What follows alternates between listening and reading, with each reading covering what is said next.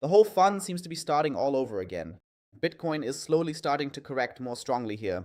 We've seen a correction from $73,000 down to $70,500, and that's likely just the beginning.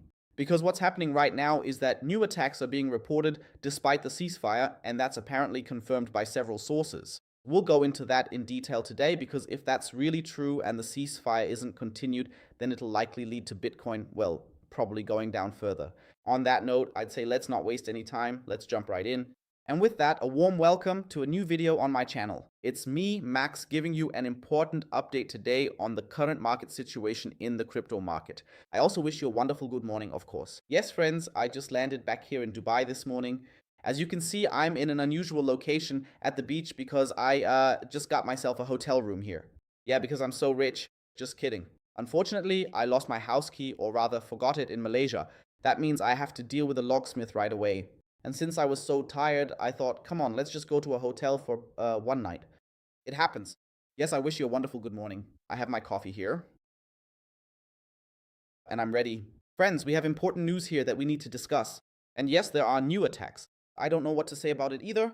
There's a ceasefire, then they start firing again. So what is this even? I don't understand it anymore either. In any case, new attacks are being reported. Hezbollah is the one from Lebanon. That means new attacks are being reported right now.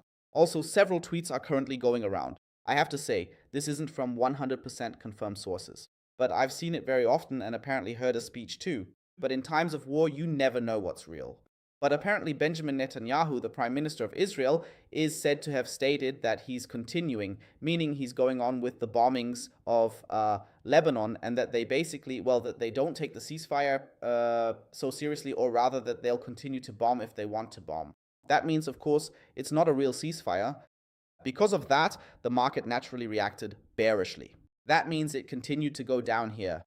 That is, of course, well, very, very, very stupid, one has to say clearly. But everything is still in the green zone, actually. Yes, so despite this apparently negative news, the market is relatively, well, solid. So it's continuing to hold steady. The trade is still in profit, which naturally annoys me. We unfortunately lost a trade yesterday in the live stream. I'm live again today at 2 p.m. Yes, this trade here, and we accidentally got knocked out of the short position at 72,834, so almost exactly at the top. If we'd been a bit higher with the stop loss, then the whole thing would have held and I would have made an insane short trade here.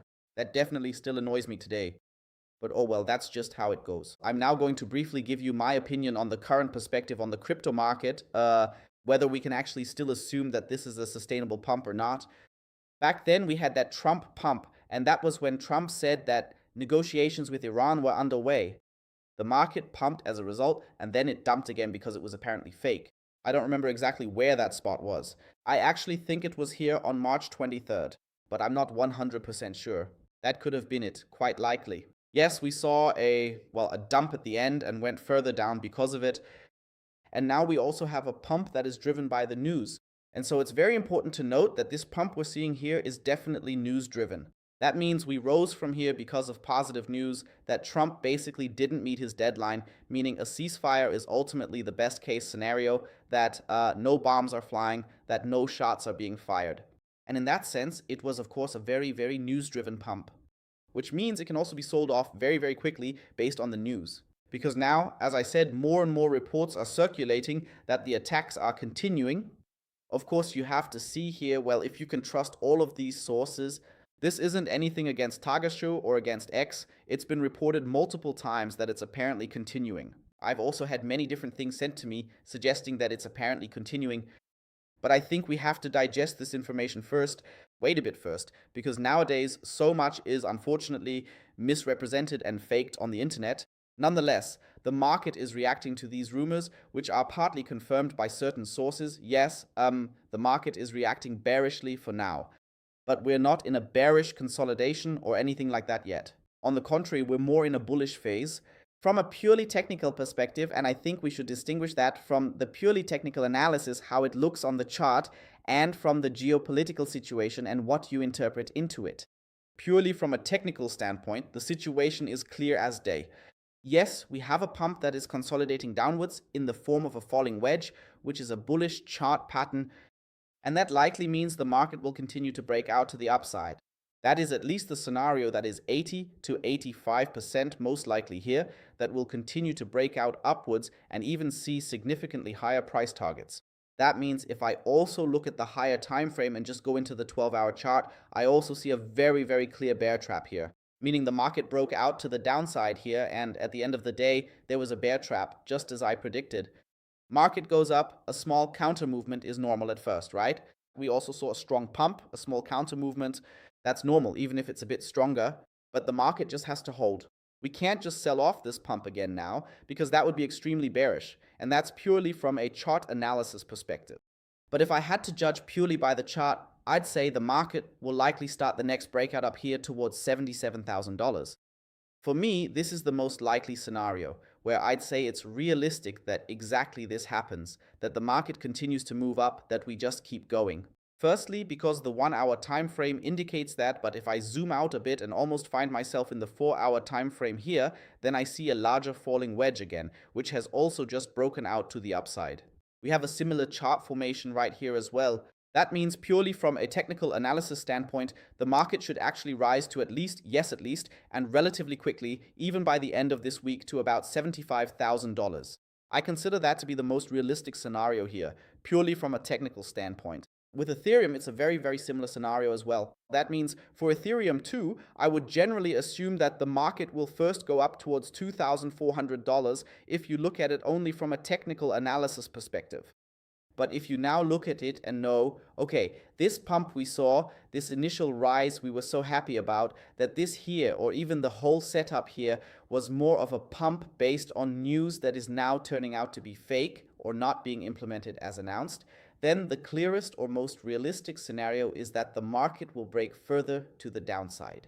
However, the whole thing hasn't been confirmed yet. As of now, the market is reacting relatively cautiously to this news because at the end of the day, from what I've read in the reports, and I'm not a journalist, I just follow the news normally like you and I do, but so far I haven't heard of any attacks on Iran nor anything from Iran on Israel. Of course, I don't have any inside information. I'm not in the military. In the end, I don't know, but I haven't read anything about it so far. It's explicitly about Lebanon, which is also a party to the conflict or has been attacked as well. But that's also a conflict that has been dragging on for quite some time now. And that's why I can imagine that the markets, precisely because it's more about the situation in Lebanon now, are naturally reacting rather cautiously here. But that could in turn lead to Iran saying, Lebanon is being attacked, so now we're attacking you, you're not sticking to the agreement or whatever. And then the war continues and is in full swing. And then, of course, a ceasefire would have failed, and that is naturally super bearish, even more bearish than not managing to get a ceasefire in the first place.